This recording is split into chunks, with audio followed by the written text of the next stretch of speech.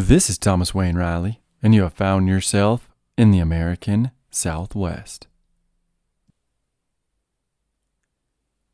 This is the 6th episode in the series over the Civil War in the Southwest.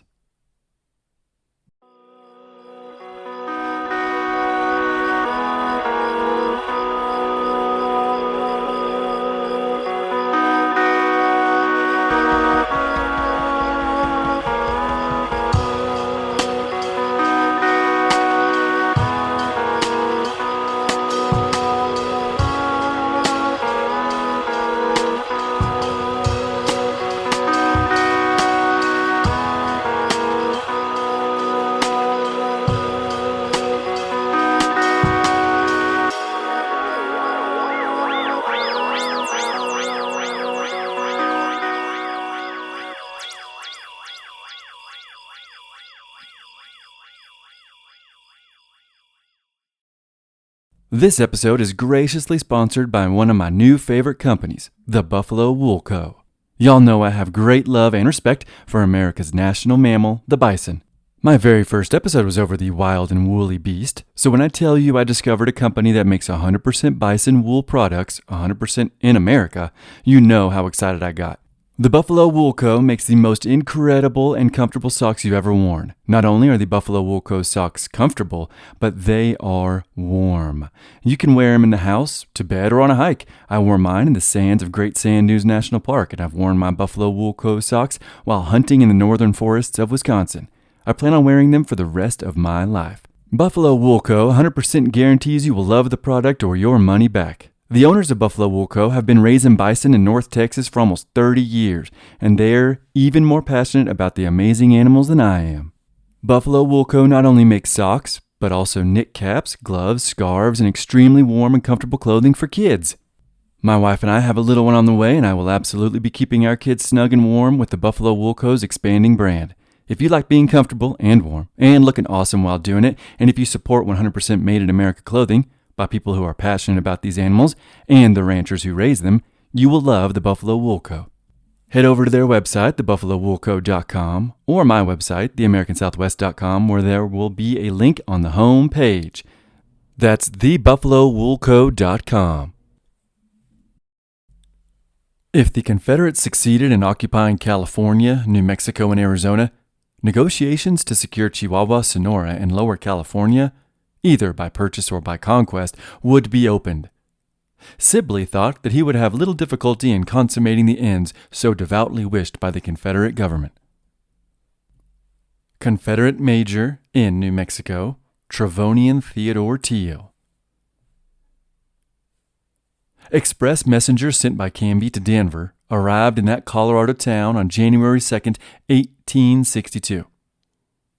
In the message was a call to arms requesting all mounted troops hurry up and head to New Mexico, specifically Santa Fe.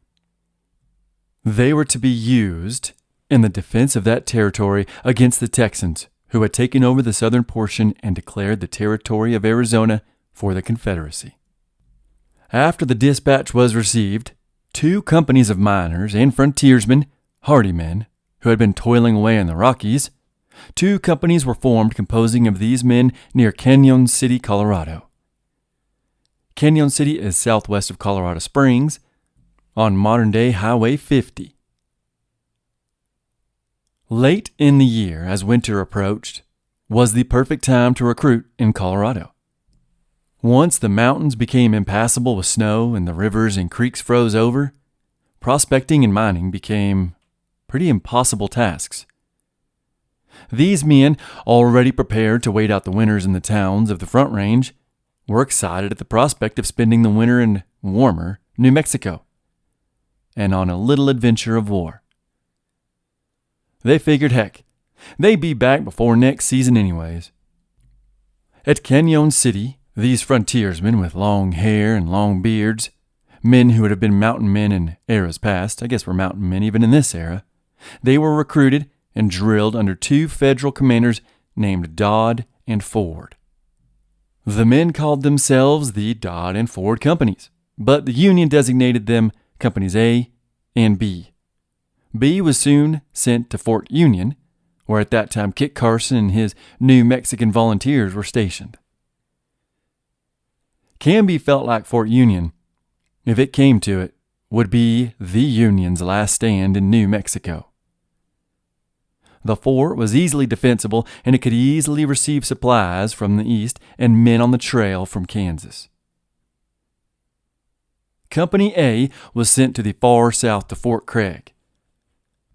Their journey, in the middle of winter, took them over the icy Sangre de Cristo Mountains, near the Great Sand Dunes, probably by way of the pass near modern-day Salida. They then marched down the windy and haunting San Luis Valley, a place that has seen strange lights in the sky since the times of the ancient ones, and a place that is beautiful and quiet today, although I learned it's kind of dangerous, actually. The march of the Coloradans was long, cold, and boring. One member of Company A wrote that if he and his friends had known the army would have been this much work, they'd have stayed in the mines.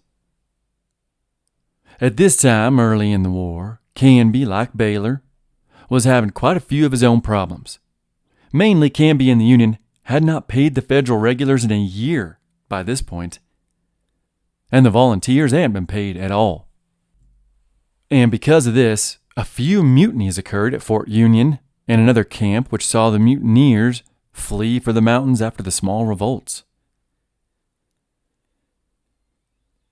Canby, like Baylor, also didn't have the equipment to supply his men, and like the Southerners, the horses were in bad shape. And on top of all that, Canby wrote to his superiors about the increasing harassment from Kiowa, Utes, Apaches, Comanches, and Navajos. All of them, like the Apaches in the South, they were taking advantage of the white man's brother war. It turns out, much to Canby's distress, that Washington was still hesitant about the necessity of the Intermountain Western Campaign.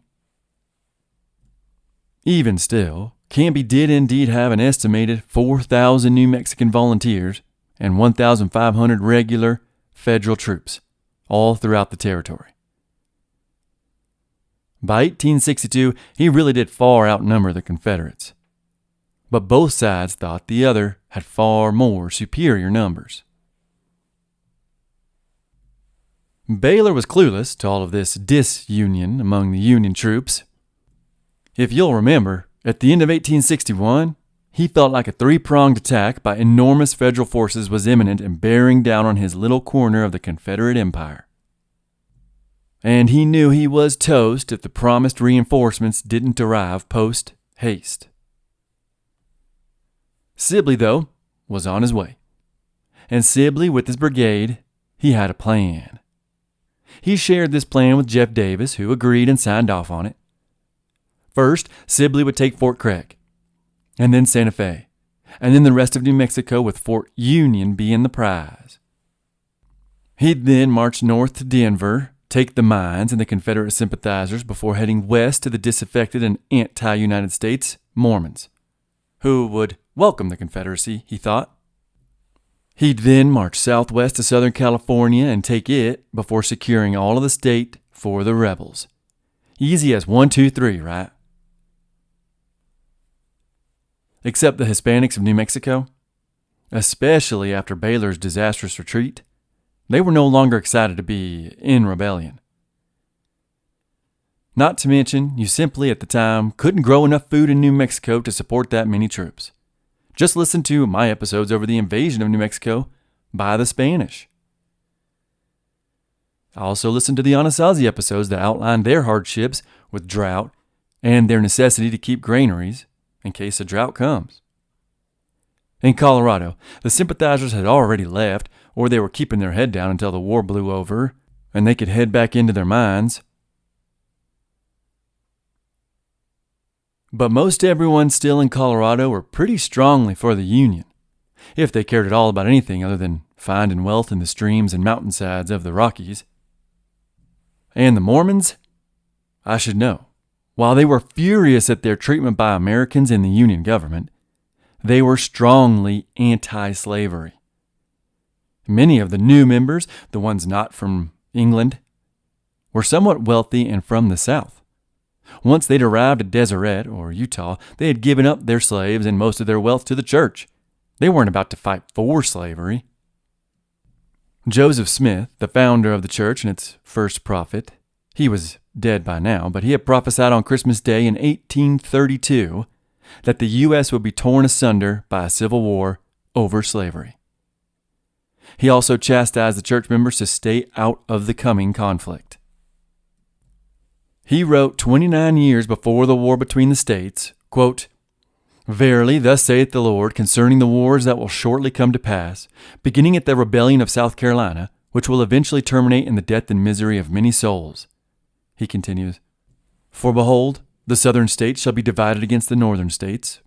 The scripture continues, "And then war shall be poured out upon all nations, and it shall come to pass, after many days, slaves shall rise up against their masters, who shall be marshaled and disciplined for war."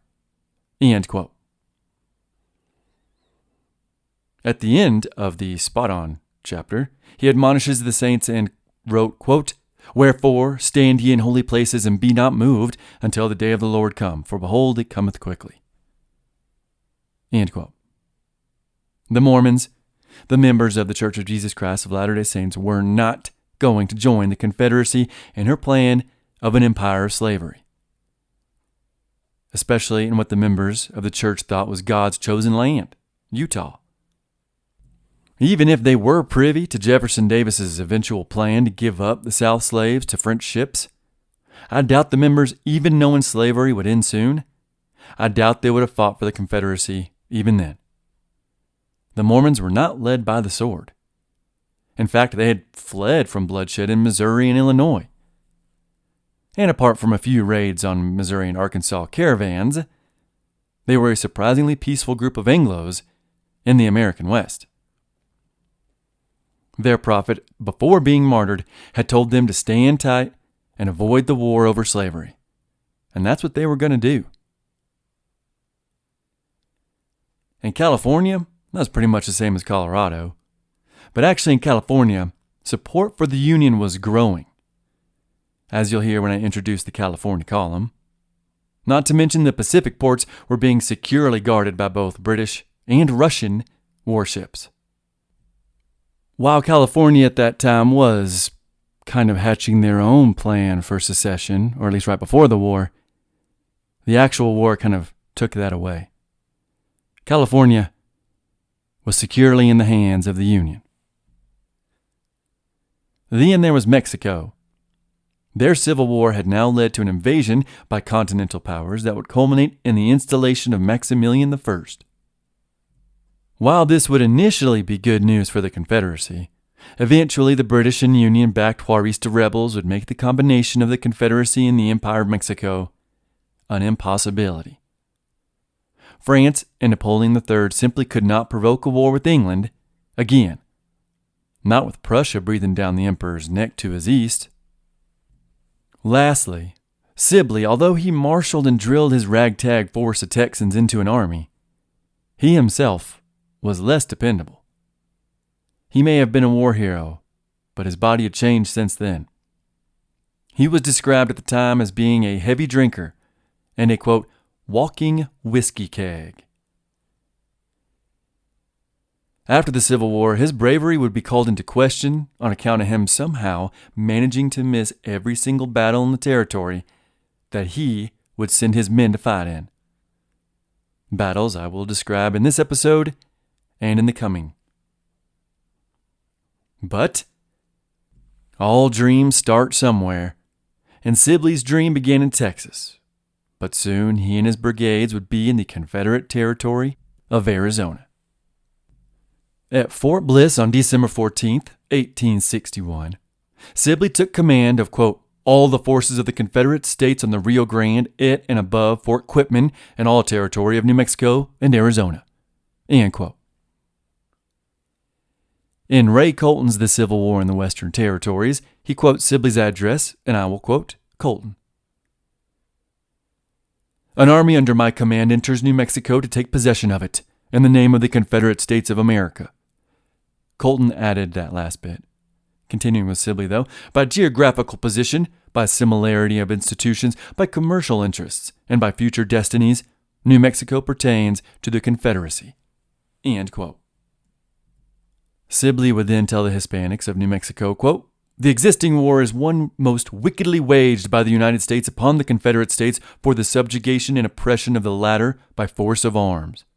Victory has crowned the arms of the Confederate States wherever an encounter worthy of being called a battle has been joined. The army under my command is ample to seize and to maintain possession of New Mexico. It is my purpose to accomplish this object without injury to the peaceful people of the country." End quote. He then told them that once the Confederate forces had won, that the will of the people will be returned to them, the New Mexicans. He said, quote, "A government of your best men will be inaugurated. Your religious, civil, and political rights and liberties will be sacred and intact." End quote. He then reassured them before warning them. He said, quote, "Follow your peaceful avocations, and from my forces you have nothing to fear. Your persons, your families, and your property shall be secure and safe. Those who cooperate with the enemy will be treated accordingly and must be prepared to share their fate. Persist in their service, and you are lost." End quote. Sibley called his force the Army of New Mexico.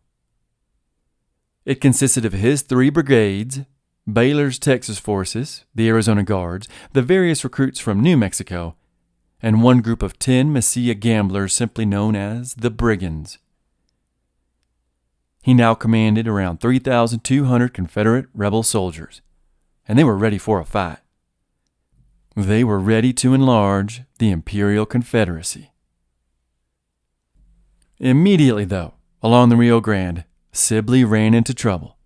Just days after he assumed command, Apaches raided the Confederate horse herd and took off with quite a few badly needed horses and mules. The Apaches had come from all over the territory, really. These raids consisted of mescaleros, chiricahuas, and membrenos.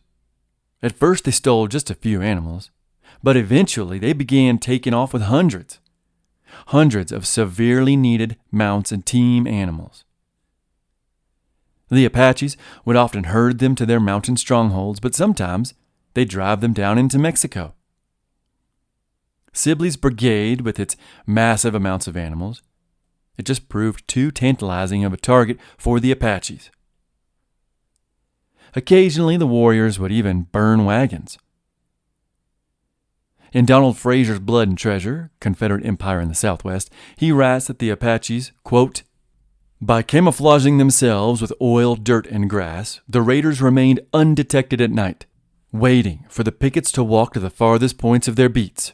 Then, the Indians slipped into the remuda, cut halters and ropes, and made off with the animals." End quote. Sometimes the rebels would shoot and kill an Apache warrior, to much excitement, but nearly every time the raiders would slip away. At one point, the rebels even mounted up and chased a group of marauders who had stolen 160 horses and mules.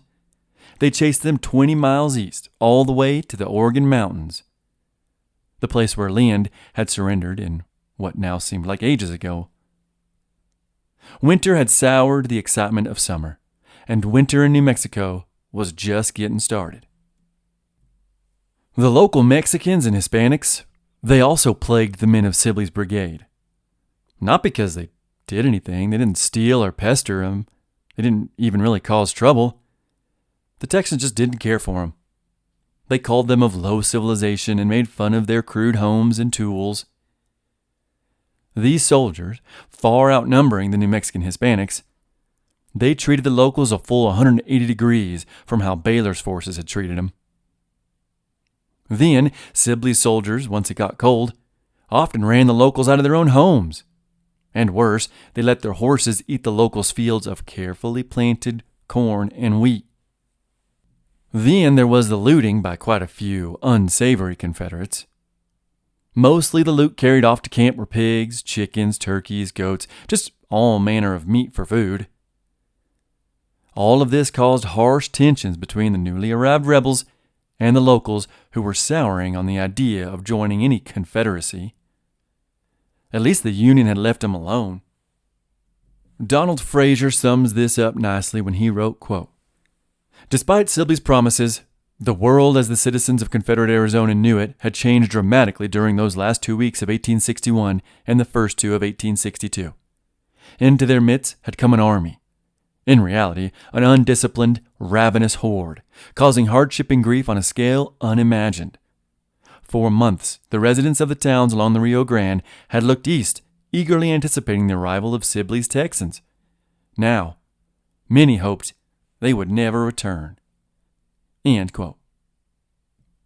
Sibley's arrival also began the tension between Sibley himself and the governor of the Confederate territory of Arizona, Baylor. Donald Fraser, again, he writes of this growing tension between the two men. Quote, all of the achievements made since the previous summer were rapidly coming undone. Baylor, not surprisingly, was furious. While traveling through Doña Ana, he had an informal conversation with Sergeant Morgan Wolfe Merrick, an orderly at the hospital. Quoting Merrick now, he told me that the goodwill of the people of the territory he had gained was being destroyed by Sibley's troops, Merrick recounted in his journal. The higher authorities had not treated him fairly, there was no doubt, and he was sensitive on that point, and I don't blame him. And all quotes. Once Sibley arrived, he stripped Baylor of his troops, thereby destroying Baylor's hopes of enlarging the Confederate Empire through his own plan of conquest to the west. Sibley and Baylor's feud would only worsen as time progressed. Sibley's brigades also faced a cold and harsh December tempest that ended with a dust storm, quote, so thick it is impossible to see a horse 50 yards away. End quote. That Christmas was rough, and their introduction to New Mexico was unkind. A few officers even wrote home to complain in disgust. A Captain Shropshire, a man I will quote from quite a bit in the coming episodes, he would write to his wife after he arrived to the cold desert of southern New Mexico and told her, quote, if I had the Yankees at my disposal, I would give them this country and force them to live in it. Nations fight for principle. The USA spent millions of money to buy this country and spent money and life to whip it from Mexico. Our people got cheated. End quote. Another Confederate, a Private Smith, he wrote home and said of the land, quote, this country will be a tax to any government to which it may belong. It is one of the roughest countries that ever I saw or ever expect to see. End quote. By January, it had started snowing. And as I had discussed at the end of the previous episode, sickness was spreading through the various camps and forts that the reinforcements were now occupying.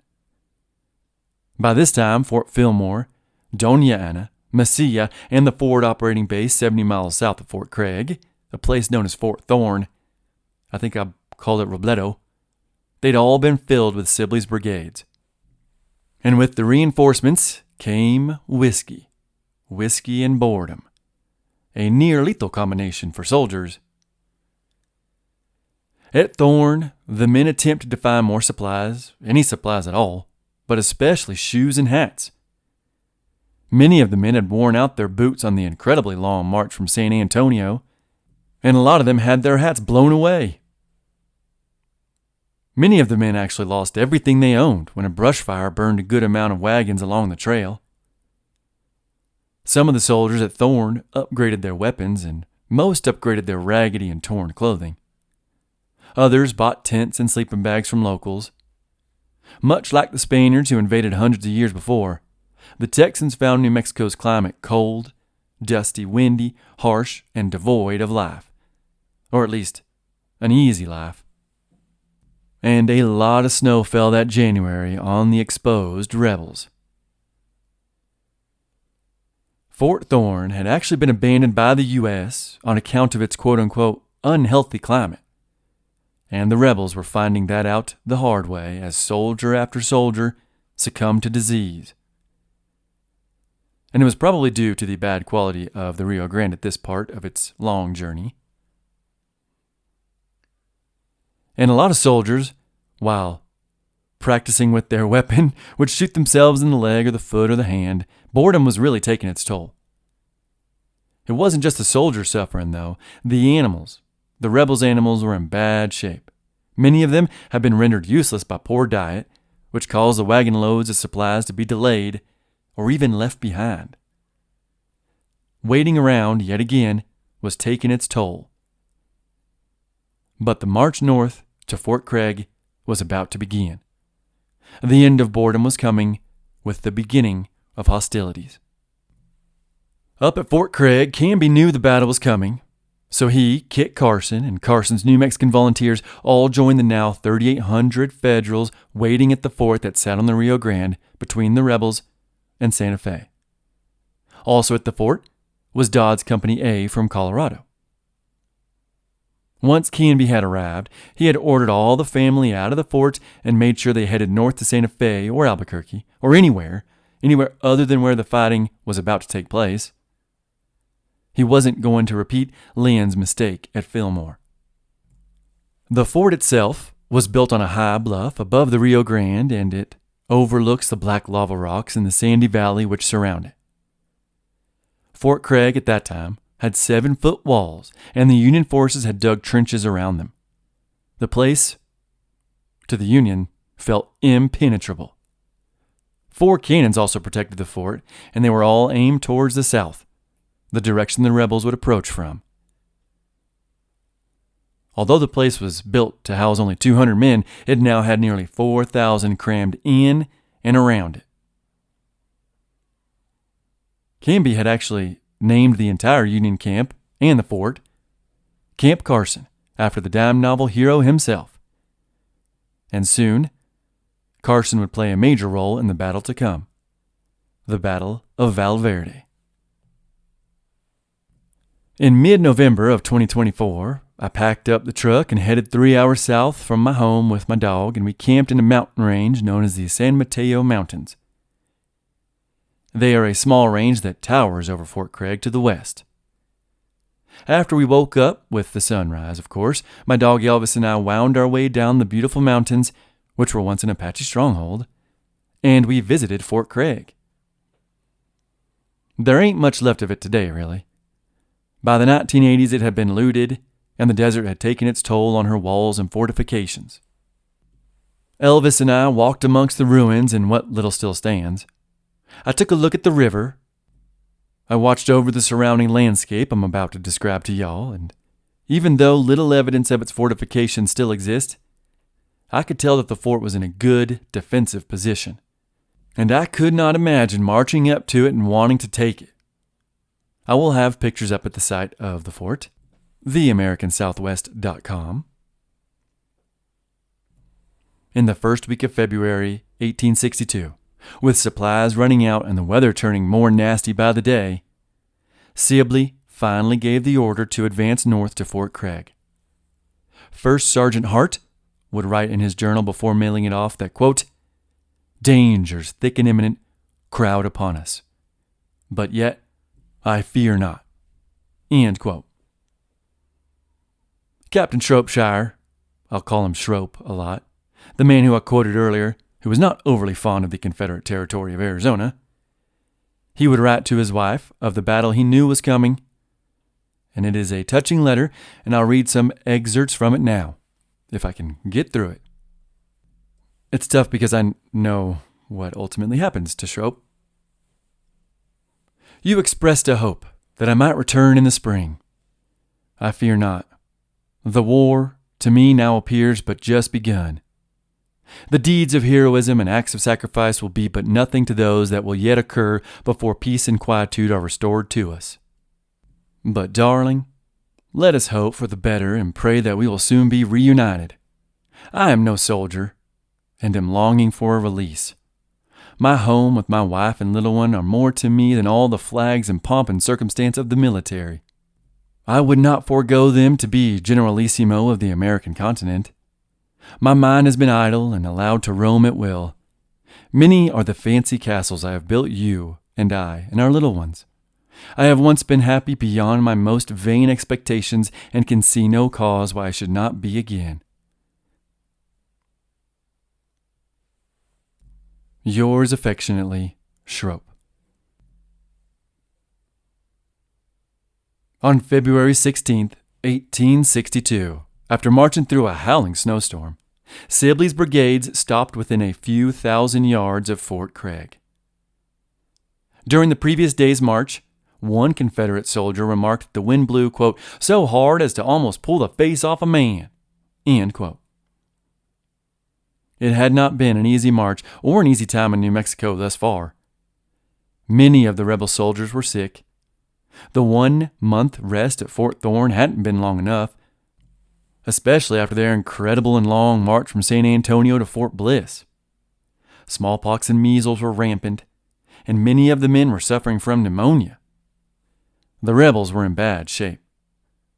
Yet, as one soldier wrote, they were still in good spirits.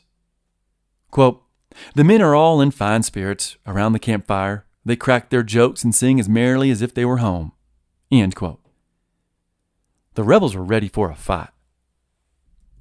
As they halted their march less than a mile from the fort that they hoped to take, thousands of cold and tired Texans lined up in a show of strength. At the same time, Canby lined up his nearly 4,000 Yankees just outside the walls of the fort. The two sides were facing off, daring the other to fight. One rebel soldier said to his weary compatriots, quote, gee willikins, Captain, I ain't half as mad at them fellows as I was before they showed up so many men. Let's go home to mother, end quote. That seemed to lighten the mood for the Texans as laughter trickled out of their cold cheeks. On the Yankee side, the commanders ran up the stars and stripes, and the men, upon seeing it behind them, quote, cheered like they were trying to split their throats, end quote. The rebels replied by waving their own Confederate flag, a Texan Confederate flag, a red background with a white star in the center, and the men gave them a resounding rebel yell in response. On the south side of the battlefield were 2,500 Confederates. On the north side, below the walls of the fort and the cannons, were 3,800 Yankees. During the entire war, in nearly every battle and every theater, the Confederates were usually outnumbered, but the Southerners, more used to fighting and being more possessed of the fighting spirits, were only strengthened in their resolve when the odds were against them. For 2 hours, the two armies maneuvered in front of the other. Some small skirmishes broke out as small units came a bit too close to each other's sides. Mules and men were shot from great distances. Canby was a little leery of Carson's Hispanic New Mexicans as well as the other non-white soldiers. He was also not sure how his Colorado Company A would do. So he stayed put in his strong defensive position and dared the Confederates to charge. Sibley felt the same as Canby, and he figured the New Mexicans and the irregulars would be of little use if and when he stormed the fort, but he did fear the Federal regulars, all 1,500 of them. He had previously commanded some of these very same men that he now faced off against. Sibley knew taking the fort now would be suicide. So he sent an offer to Canby to meet him in the open field, fight it out like the legions of old. Canby smartly declined the Southern gentleman's offer. He knew the strength of his position. He knew the weakness of nearly half his soldiers.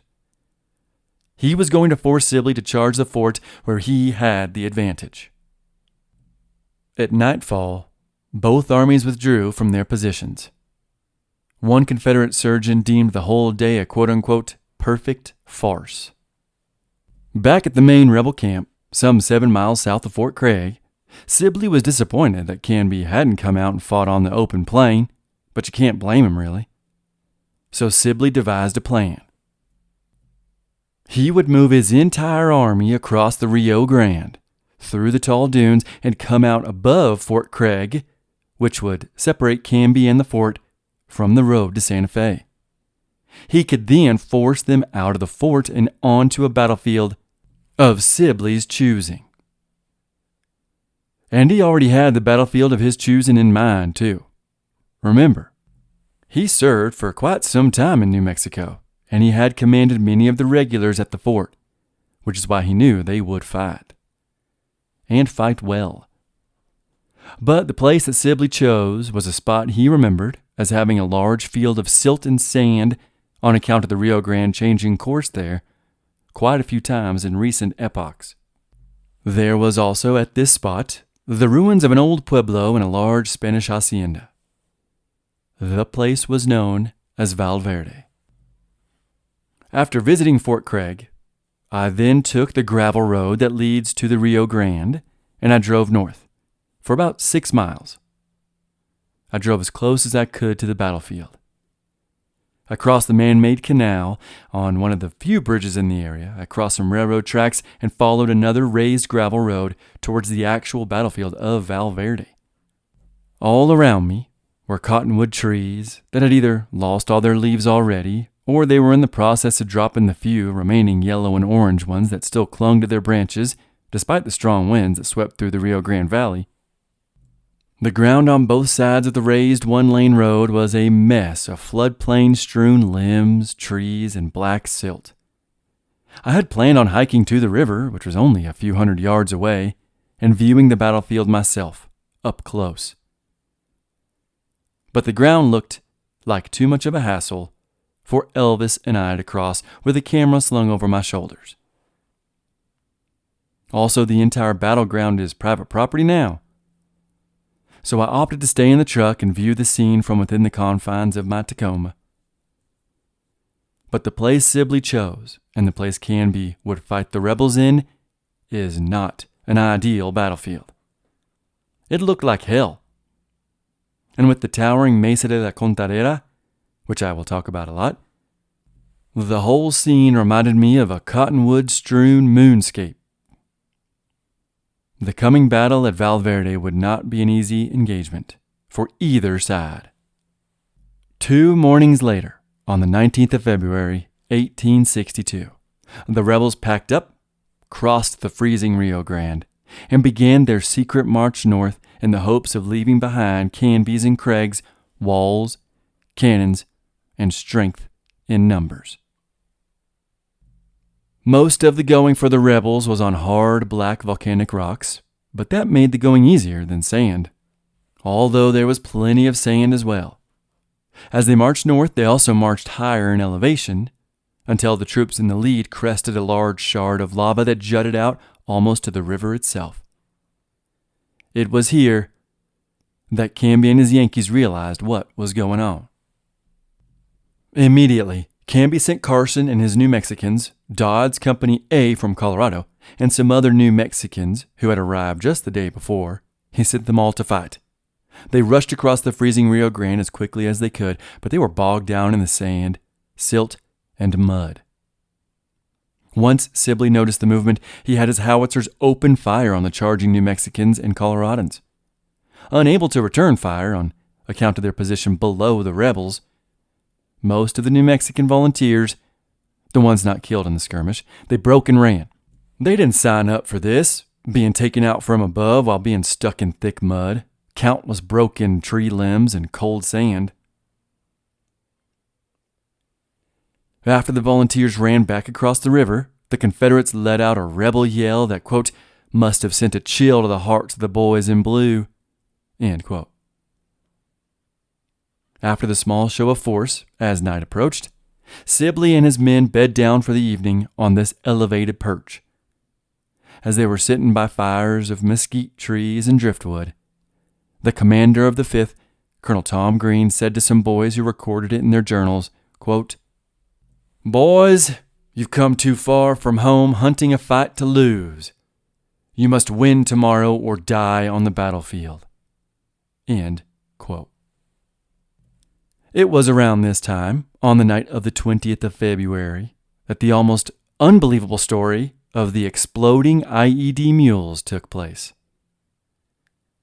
On that night, the swashbuckling, reckless daredevil that was the Union Captain James Patty Graydon, a man listeners may remember, he was the one who shotgunned at point blank the head of the Mescalero Apache leader Manuelito, and then he got into the Wild West shootout with Dr. Marmaduke Whitlock. Those stories were in the It Takes a Strong Man to Kill a Friend episode. Anyways, this coming story is one of those stories that made him, Graydon, beloved by his men and gave him that reckless daredevil persona. Patty Graydon had been sent out on a spy mission by Canby to see what Sibley was up to on the other side of the river. Once Graydon had spotted the Rebs camping out for the night, he devised a plan to send confusion through the Confederate ranks. So with 3 or 4 men, Graydon led 2 old mules from the fort, across the river, and near the Confederate side in the dead of night. Graydon then tied up some boxes filled with howitzer shells to the 2 old mules before lighting the fuses, slapping the backs of the mules, sending them towards the Confederate camp, and then running like heck back to the Rio Grande. Unfortunately for Graydon, and in typical mule fashion, these creatures wanted nothing to do with this plot. So they turned around and started trotting back to camp in the wake of Graydon and his spies. Once the mules noticed their handlers were running, though, they too took off running in a hurried gallop. Horrified that the mules might blow Graydon and his men to pieces, they put their heads down and ran as fast as they could before the 2 poor mules and the shells attached to them exploded, sending charred mule meat in every direction. Alarmed, the rebels manned their guns and prepared for a battle which never came. But in the confusion, nearly 200 Confederate horses broke away and ran to the river. They were also, just like the rebel soldiers, dying of thirst. When the Union forces saw the many horses at the river, they sent men out to collect them. Colton, in his The Civil War in the Western Territories, writes that this loss, quote, forced the Texas 4th Regiment to abandon a number of wagons with supplies, blankets, and records, end quote. Supplies and blankets that the rebels desperately needed. Dr. Conrad Crane of the U.S. Army Military History Institute wrote for the U.S. Army that, quote, while this saga of the mule bombs was reported by Mark Twain and in the post-war battles and leaders of the Civil War, historical evidence for it is sketchy at best. But the exploit is very much in keeping with Graydon's independent and impulsive reputation. End quote. Whether it happened or not, the story is a somewhat darkly humorous one in an episode that is about to be filled with harrowing stories. Canby wasn't 100% sure what Sibley was up to, but he figured he would soon be fighting the Rebs at that place known as Valverde. He too knew the land well, and he knew that's where the old whiskey keg would entrench. On the one hand, the fort could survive a siege. Just that very day, they had received 70 wagons full of ammo, food, and other supplies. Supplies that would last them months. But on the other hand, Canby couldn't let the rebels cut him and his men off from Santa Fe and Fort Union. And his boys, the regulars and the volunteers, were all spoiling for a fight. Canby feared a mutiny if a battle didn't commence soon. So, on the morning of February 21st, Canby decided he would stay behind at the fort with a small garrison, while he would send his second-in-command, Benjamin Roberts, with some 500 regulars, some volunteers, and some pieces of artillery to intercept or even take Valverde before Sibley and the Confederates could. At the same time, the Coloradans and Carson's men would cross the river back to where they'd attempted to go earlier, and they would impede the enemy if they decided to head back south to attack or if the Confederates retreated. The thing was, on that morning, the Confederates were still at camp. So these men had to quietly wait in the sandhills until the rebels decided to move. By that morning, the Confederates and their animals were as parched and dry as the New Mexican sand. Except a few brave stragglers who rushed down in the dead of night to fill as many canteens as they could, the rebels hadn't had a drink of water since they'd crossed the river the day before. One soldier wrote, quote, "If one of us coughed, you could see the dust fly," end quote. They'd also been on half rations for the entirety of the march, and since many of the animals were in horrible condition, they had to leave their tents and finer things behind. They'd been using dead animal hides as coats and blankets, and they'd been fashioning sandals out of whatever scraps of hide they could find.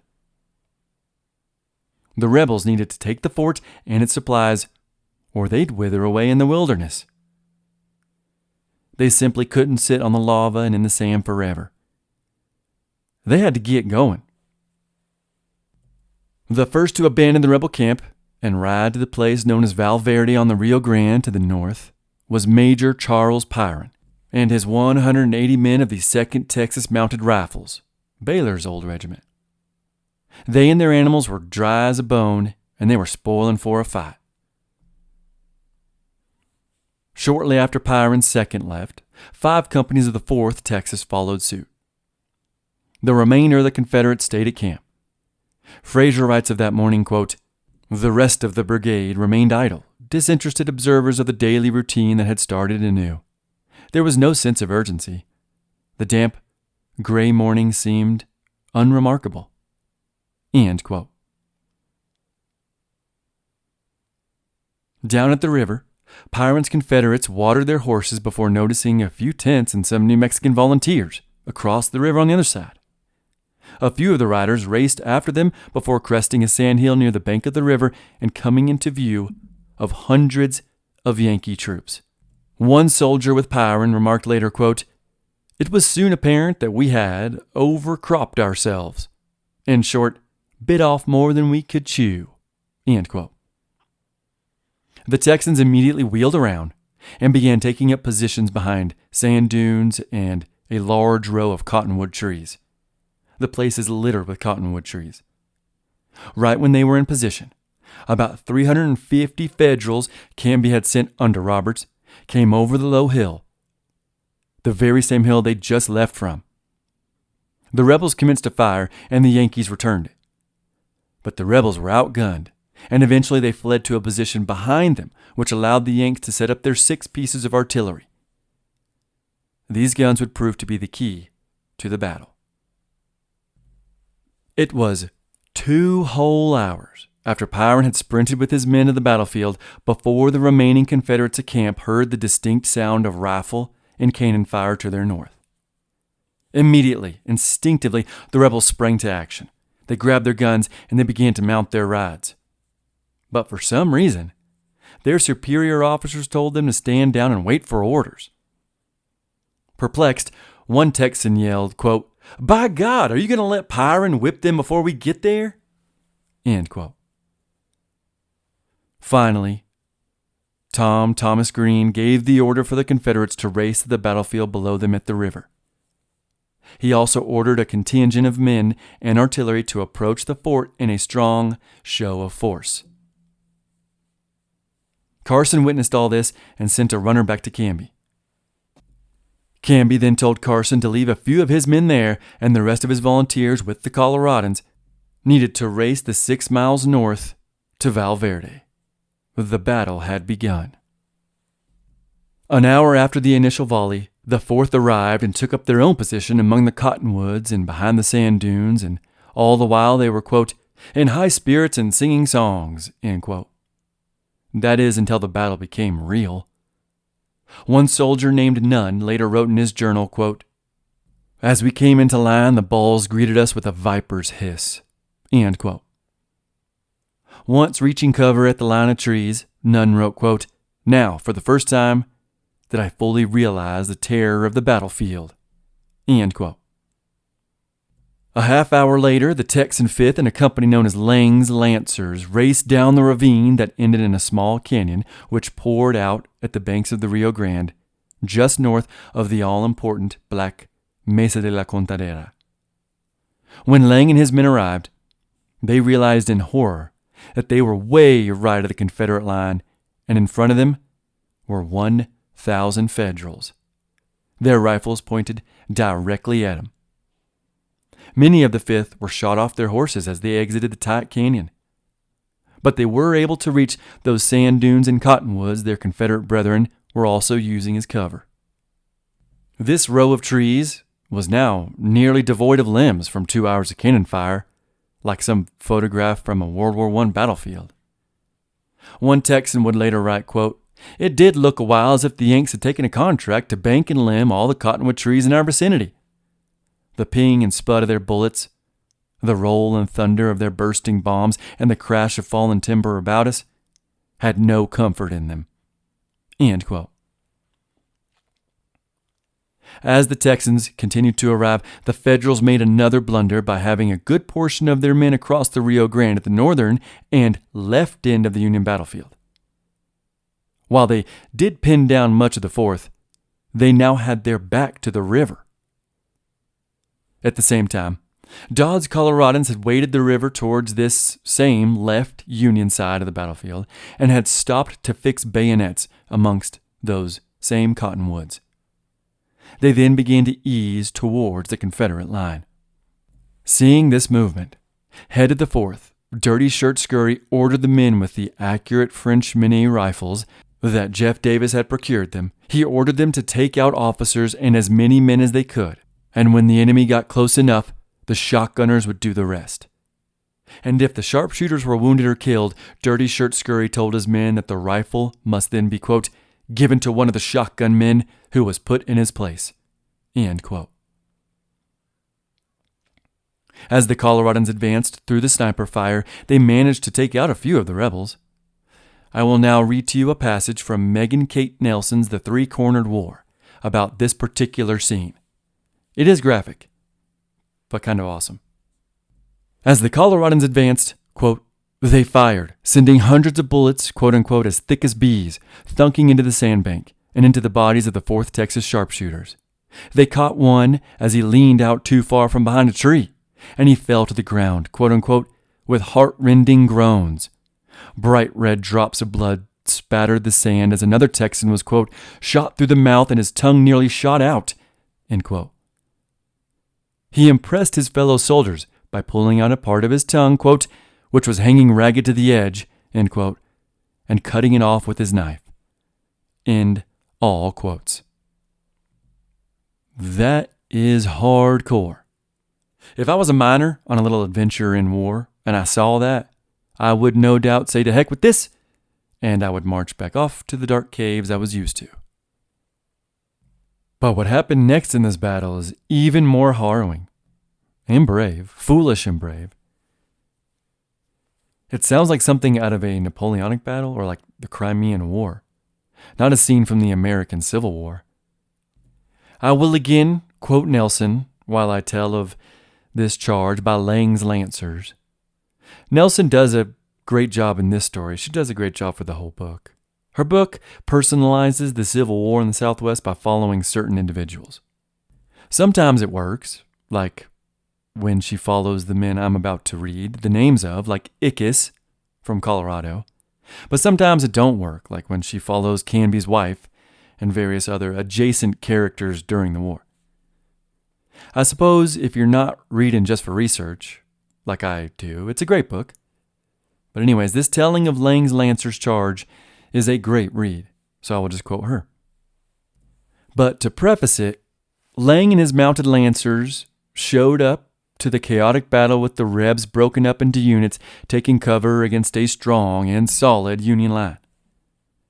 Lang wanted to be of some use, so he asked Dirty Shirt Scurry if he could charge at a weak spot he noticed to the north on the right side of the rebel line, the left side of the Union line, the side that had crossed over the river, where the Coloradans had fixed bayonets.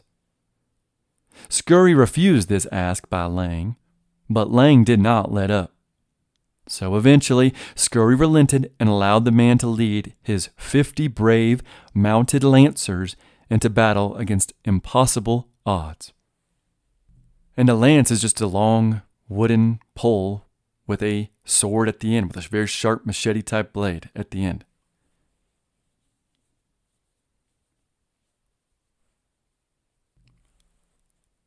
At Lang's signal, the men rode through the smoke of guns and the grass fire which had spread throughout the battlefield.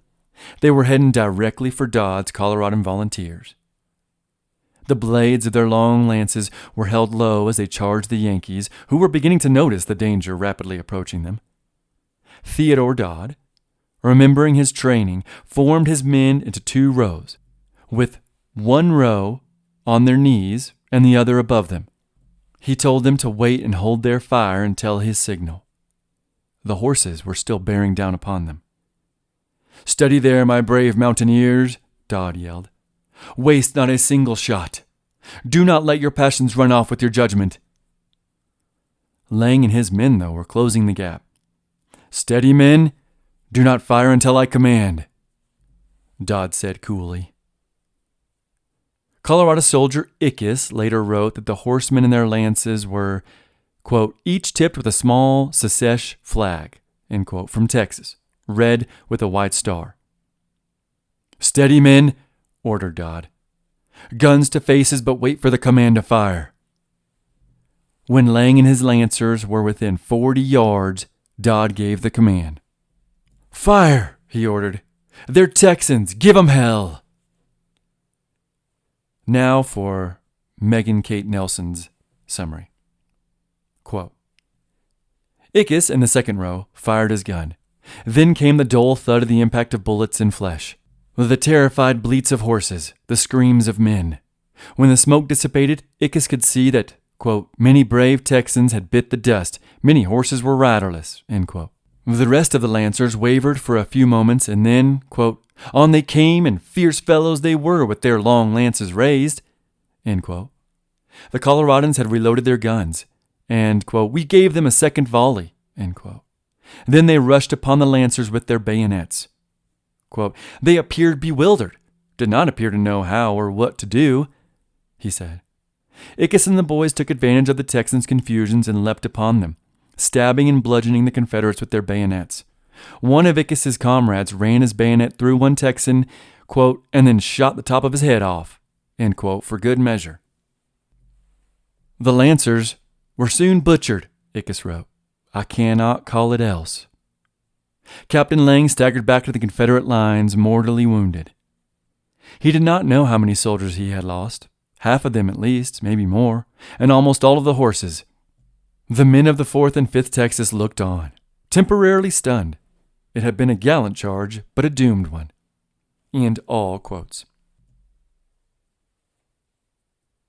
Well, that story. It's harrowing, incredible. It's hard to imagine being on either side of that and witnessing that. Only 3 Lancers escaped death, and Lang had been shot 7 times. He would not survive. 2 Confederate officers did witness it, though, and they would later write about it. Colonel Dirty Shirt Scurry would write that the, quote, "desperate courage of the Lancers was ineffectual against great odds and superior arms," end quote. And Colonel Thomas Green would write that it was, quote, "one of the most gallant and furious charges ever witnessed in the annals of battles," end quote. The charge in the open field, witnessed by many Confederates, weakened their spirit. One rebel soldier would later write, quote, "those men went into the very jaws of death. I looked on as those lances went down to rise no more. This threw a gloom over our entire line," end quote. The Colorado Company that now just repelled the charge had to get back to their own lines. They had advanced, taken out some snipers, and then took out the Lancers. Now the rebel shotgunners were opening up on the mountaineers. And the shotguns did real damage to the Federals, dropping anyone that got too close. The Coloradans and the rest of the advancing Union troops quickly retreated to their own lines as snow began to fall. Behind thundering cannons, the Coloradans rested and regrouped. In the afternoon, Trevonian Theodore Teal arrived with his artillery, but the Confederate range was much shorter, and before long he was reduced to only 5 gunners, and 3 of their cannons had been blown to bits. One of the shells from the Union cannons actually exploded under the Confederate guns and caught the grass on fire, which then enveloped the battlefield, and even more smoke than was produced by the muskets, shotguns, and artillery. The rebel artillery were far outgunned by the Union's cannons, and eventually they would dominate the battlefield, the Unions would. The rebel guns were really only useful when the Federals advanced too far forward. During the entire battle, the Union got off 6 shells to the rebels' 1. The all-important Mesa de la Contadera played a key role in the beginning of the battle as well. It towers to the east of the battlefield, and whoever occupied it had a pretty good line of sight to snipe the enemy from. At first, the Federals took it, but they were run off by a group of rebels who were then blasted with cannon to bits. The ones who survived the shelling eventually ran back off the mesa. The mesa has next to no cover. It's just a black, volcanic, very steep, raised piece of hellish earth. Unless you summited it from behind, you were in view of whomever glanced at its face. Eventually, after 5 hours of fighting, the mesa lay bare except for its blown-to-bits boulders. This Union shelling of the mesa, though, had allowed a brief respite for the rebels down at the bank of the river when the constant shelling took a pause.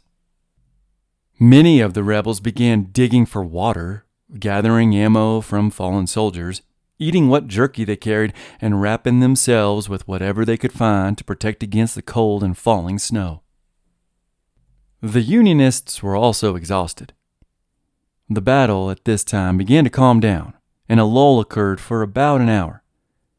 A lull except for the continued cannon blasts from both sides. Although there was a break, the battle wasn't over yet. I'll take a minute here to read a humorous story about a slave named Bob who had accompanied his master, Captain Sam Shropshire. This is from Fraser's Blood and Treasure. Quote, Confederate slaves accompanied their masters into battle, sharing their fates under fire. As the men of Captain Samuel Shropshire's Company A, 5th Texas, took their places behind the sandbank, his servant Bob coolly kept by his side amid the incoming Federal bullets. Quote, Bob did not seem to mind these at all, Private Bill Davidson remembered, but walked about joking with the boys. End quote.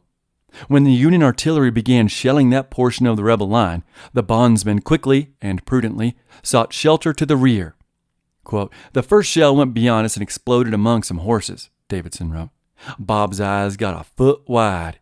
He put out, and as far as we could see him, he was making good time, the boys cheering him as he went. End all quotes. You can't blame the man for leaping up out of there. He no doubt had no firearm.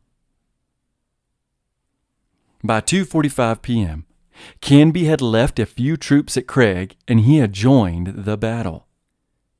He surveyed the scene and realized he needed to move some men and cannons to the right of the line of the Union line and possibly take the then currently unoccupied high ground of Mesa de la Contadera. Remember, he had not been at the battle, which had been raging nearly all day now. His commands and his troop maneuvering would end up costing the Yanks the battle. At the Union's right flank, near the mesa, a courageous and ill-fated Confederate cavalry charge had made it up to within 100 yards of the Union lines before they were scattered. Canby wanted to press that advantage, so he sent Kit Carson, some New Mexico volunteers, and a few Federal regulars with 2 cannons to take the right Union flank of the field that had just opened up near the mesa. The problem was, many of these New Mexican volunteers simply refused to cross the river. Eventually, they would prove useless in the coming crescendo of violence. Moving a large part of his force from the center and from the guns ended up opening a hole in Canby's center with only cannons and 300 men, most of them refusing to advance, refusing to defend the artillery pieces. Over on the Confederate lines, the battle was looking rough. A rebel I've quoted from quite a bit now, without giving him credit, Bill Davidson. He later wrote that as he hunkered down, shivering in the freezing weather with his shotgun behind the sandhills, all the while the cannon's shot flew overhead and ripped through the fallen snow in the cottonwood trees. He grabbed a Texas Confederate flag and wrapped it around his cold head. He also wrote about the battle and said, quote, under all military rules and science, we were whipped. Outflanked on the right, outnumbered more than 2-1 in the center, and an enfilading fire on our left that threatened our entire line. End quote. The rebel commanders were thinking the same thing. They either needed to retreat or surrender, or as Tom Green had said, they would all die on the battlefield. For this battle at Valverde, Tom Green, colonel of the 5th, he was in charge. Sibley was sick and had to sit this one out. meaning the whiskey keg general was nursing his daily hangover and or already drunk. Tom Green would not surrender. And unfortunately, even if he wanted to, there was really no means of retreating. They couldn't go north, since the Federals were beginning to occupy that position on their right flank, and they couldn't go south for the same reason. The Federal cannons were now taking out the men, especially on the Confederate left, with increasing accuracy. Soon they would all be shot to pieces. They had to fight. And then, the opening of the Federal Center presented itself. Colonel Green sprang into action. He first sent a small detachment of men to engage Kit Carson and his unit on their left near the mesa. Then he ordered a man to run to every company commander with word to charge the middle. Take those cannons, and let's break the Yankees' line. It was now or never. Green said, quote, "At this critical moment, we must charge that battery, boys," end quote. The entire rebel line then prepared for the heroic stampede. Their movements were all concealed by the tall sandhills. Guns were loaded. Boots were laced. Bayonets, those that had them, were fixed. Lancers were at the ready, and the men waited for the signal to charge on foot. It came when two commanders, Lockridge and Scurry, rose to the top of the sandhills for all to see and yelled, "Charge, boys, charge!" Shropshire followed suit with, "Come on, my boys!" A rebel yell roared from the Confederate line as 750 of the men leapt over their defensive sandhills and raced towards the Union soldiers. After the yell, the men fell silent, and their feet pounded the soft earth as they closed the 600-yard gap between themselves and the Yanks. The run must have seemed like a lifetime. Their only cover were the few battered cottonwoods left standing and the thick smoke that hung in the air and mixed with the snow. Halfway during the gallant race towards the cannon, the Yankees turned them towards the charging men. Davidson writes that he could only keep running and hope he would survive, as his brothers in arms were, quote, "fallen, bleeding, dying at every step," end quote. One Yankee commented that even though pieces of rebel men were flying through the air, the men still ran full speed towards the hole in the line and the cannons. When the cannons would fire, most of the shells went overhead, but the rebels would all in unison throw themselves to the ground until the whooshing balls flew by. They then bolted again upright and commenced their charge. Once they'd reached their target, the rebels opened fire with their shotguns. With these rebel volleys, the Federal line melted away. As soon as the rebel yell had sounded and the Federals saw the Confederates charging them, most of the New Mexican volunteers took off running for the Rio Grande. One of the Yankee soldiers, the man I quoted from earlier, Ickes from Colorado, he wrote that at the first sight of such a very large body of Texans, the militia dropped their guns and went running towards the river, quote, "leaving us white men only to hold the section or let it go," end quote. But the volunteers weren't alone in their retreat. Quite a few Federal regulars also left to fight at the roar of the rebels and the sight of their charge. It was reported later that Kit Carson actually shot and killed a few of the volunteers when they began to flee in an effort to hold the line. He was not successful.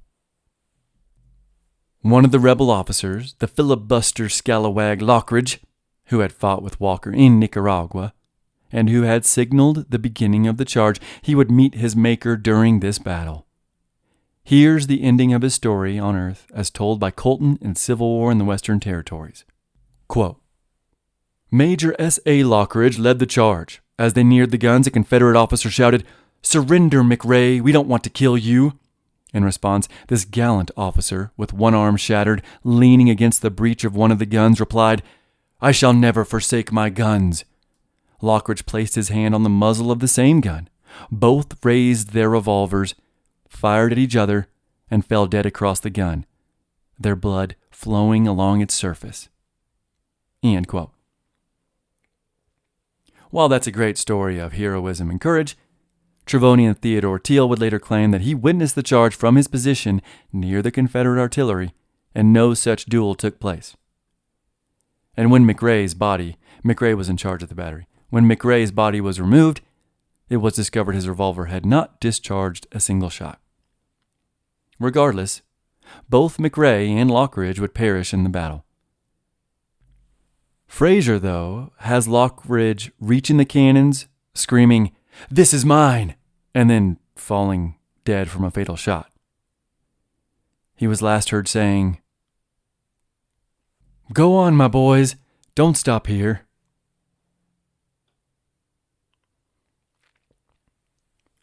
The entire charge, the ensuing battle, and the confiscation of the guns took only 8 minutes.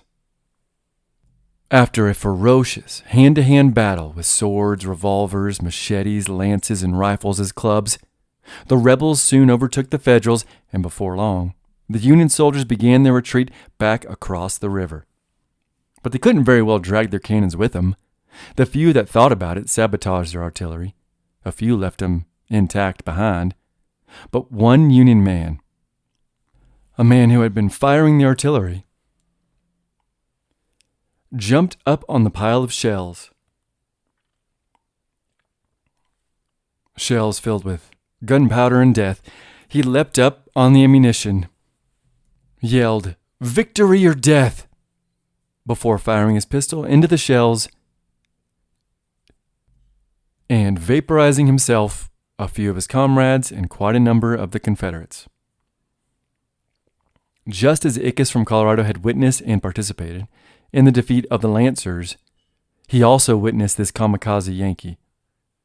He wrote, quote, "The explosion must have killed several of the enemy who were thick as they could stand." End quote.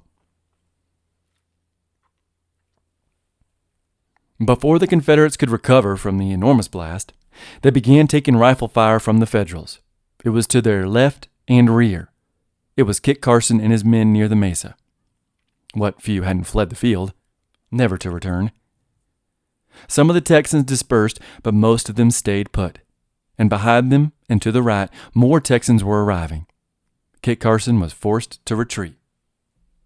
The rebels, untrained and unsure of how to use the cannons, left them there before charging after the retreating Federals. The retreat was in disarray as men splashed across the Rio Grande, some of them even getting run over by their own cavalry, others abandoning the heavy cannons they were trying to drag through the mud in the middle of the river. Then the Confederates' rifle fire began to take them out. And lastly, the rebel artillerists had arrived at the Federal cannons. They turned them on the fleeing men and opened fire. The rebel cavalry then charged into the river's current that now carried the bodies of soldiers from both sides. The men on foot followed the men on horse. The rebels were going to get their victory. Seeing the chaos, Canby ordered a counterattack from his forces on the mesa which they had taken. Many men pulled their swords and charged on horseback towards the Confederates who were crossing the river. But then the Federal cannons, their cannons, opened fire on them. The rebels below the mesa began to be pelted with shells and musket balls, just like the Federals were coming down the mesa. Water splashed into the sky, and black smoke filled the air. One Confederate would remark, quote, "The smoke was so thick that you could scarcely tell one man from another, and our faces so black with powder and dirt that we looked more like Negroes than white men." End quote. By now, though, Teal and his artillery, as well as McRae's confiscated guns, had turned the tide of battle. The advancing Federals halted before the river when they realized they were getting raked by fire from friends and foe alike. A separate counterattack against the confiscated guns halted when the cannons were turned on them. One Yankee commander got his leg blown off, and with that, the Federals retreated to the sounds of the rebel yell. Greene would write, quote, "A few volleys of small arms and the old Texas war shout completely dispersed them, many of the men dropping their guns to lighten their heels." End quote. Many rebels went in hot pursuit of the Federals, who were now scrambling across the river, but Greene called them back. The battle was over. The rebel commander allowed the Union troops to retreat in peace. Petticolas, a man whose journal I own, Petticolas would write in his journal, quote, "Never before have I felt such perfect happiness as I did when we took the battery from our enemy." End quote. As darkness fell and the guns were quieted, a Union cavalryman raced up and down the opposite bank of the river waving a white flag. Canby was asking for a period of ceasefire so that the dead and wounded could be gathered. Canby had effectively waved a flag of surrender. Greene went back to his officers and talked over the ceasefire as they all surveyed the field and their thirsty, tired, ragged men, and Greene decided to honor the truce. Both sides then began collecting their dead as the Confederates set up camp and the Federals retreated to Fort Craig. The Battle of Valverde was over, and the Confederate States of America had won. But as Fraser notes, it was a hollow conquest. That night, troops from both armies searched the battlefield together for their dead or dying comrades. Fires were lit around the limb-strewn field, limbs from both men and tree. Dying and injured rebels and Federals alike were dragged together side by side to the warmth of the fires. The groans of the injured were heard all night. Heartbroken, Petticolas would write, quote, "It was a sad sight to see these young men, so lately in all the strength and vigor of manhood, now lying pale and weak around these fires, suffering." End quote. After the injured were collected, the dead were next. Gathering the bodies of the slain lasted until morning. As the sun rose on February 22nd, the rebels buried their over 30 dead at the spot near the cannons that they captured. They had a funeral service, they said a prayer, and they threw dirt over the bodies of their comrades. The cottonwood trees, it was noted, those, quote, "grand shapely old monarchs of the plains," end quote, would stand as their gravestones. 40 more would die from their wounds over the coming days and weeks. The final toll was 79 Confederates killed, 150 wounded, and 1 missing.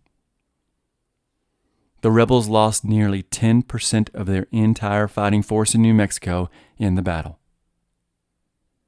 Also importantly and sadly, the rebels lost over 1,000 horses and mules, a factor that would contribute to the ultimate outcome of the war for New Mexico. The Union forces also suffered immensely.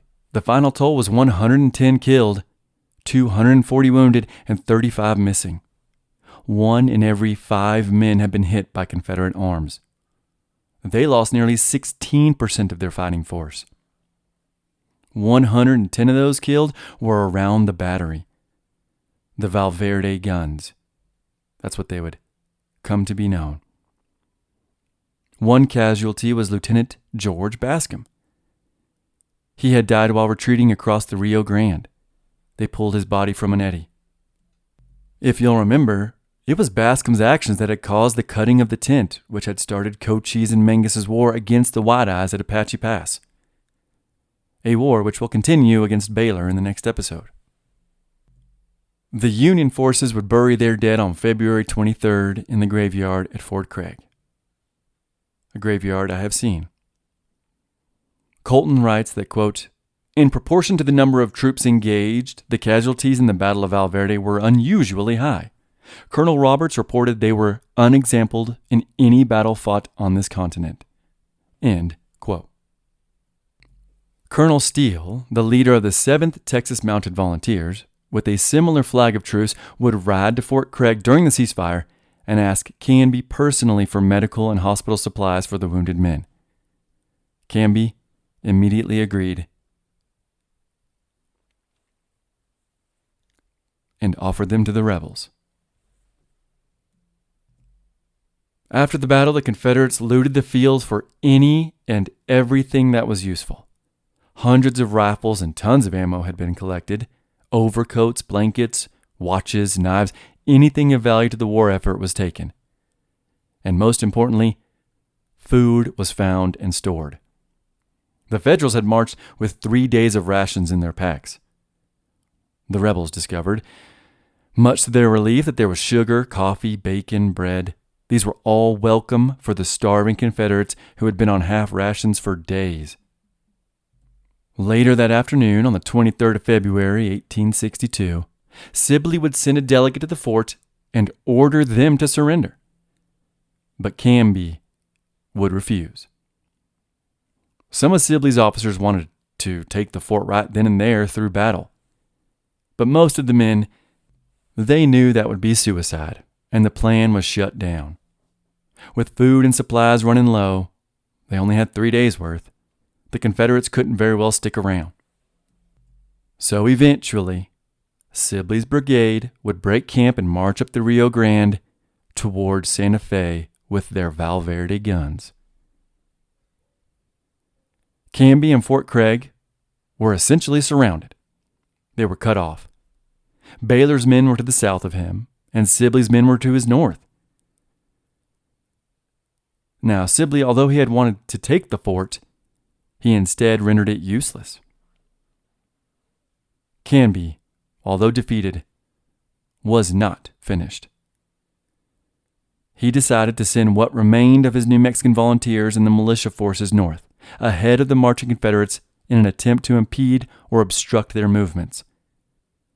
And then Canby would wait for reinforcements. Canby would fully place the blame for the Union's loss on the native New Mexican volunteers, which one of his captains claimed were, quote, worse than worthless, end quote. Many of them had deserted, and the ones that didn't had refused to advance or fight. A Union major, James L. Donaldson, would write that these men simply wouldn't fight because of their, quote, traditional fear of the Texans, end quote. At one point before the battle, when the rebels were marching northward, they had captured a group of 20 New Mexican volunteers who claimed they had been forced to join by the Union and the Yankee officers, who had told them that, quote, the Texans were coming to murder all, both men, women, and children, end quote. Canby also blamed the loss on the fact that the Confederates had superior mobility since nearly all of their forces were mounted, at least in the beginning. But not all of Canby's subordinates agreed with this assessment. Many of them blamed Canby himself, who they say should have stayed at the fort and left the command to Colonel Roberts, who was managing just fine, thank you very much. It was, after all, Canby who had opened up the hole in the center of their forces, which allowed the Texans to break the Union line and take their artillery. With Fort Fillmore taken, and now Fort Craig rendered useless after the stunning Confederate victory at the Battle of Valverde, the rebels were on the march north.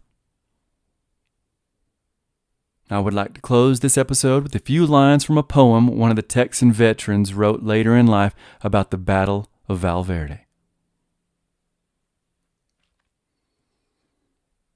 We heeded not their great renown. We charged them with a yell. We turned their tactics upside down and gave the regulars hell.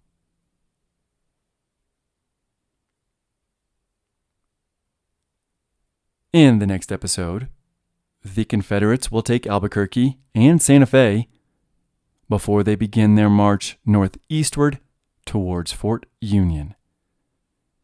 Meanwhile, Coloradan volunteers will march south from Denver to join the beleaguered Yankees in the final defense of New Mexico by the Federals. And all the while, Baylor will continue his woes with the Apaches in Mesilla.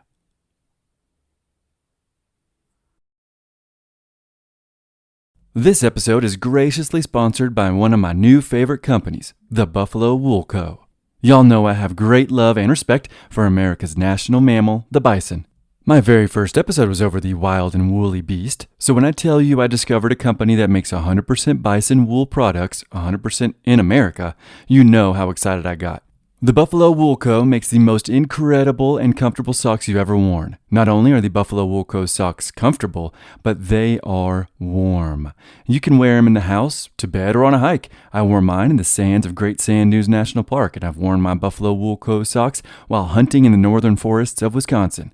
I plan on wearing them for the rest of my life. Buffalo Wool Co. 100% guarantees you will love the product or your money back. The owners of Buffalo Wool Co. have been raising bison in North Texas for almost 30 years, and they're even more passionate about the amazing animals than I am. Buffalo Wool Co. not only makes socks, but also knit caps, gloves, scarves, and extremely warm and comfortable clothing for kids. My wife and I have a little one on the way, and I will absolutely be keeping our kids snug and warm with the Buffalo Wool Co.'s expanding brand. If you like being comfortable and warm and looking awesome while doing it, and if you support 100% made in America clothing, by people who are passionate about these animals and the ranchers who raise them, you will love the Buffalo Wool Co. Head over to their website, thebuffalowoolco.com, or my website, theamericans.com, where there will be a link on the home page. That's thebuffalowoolco.com.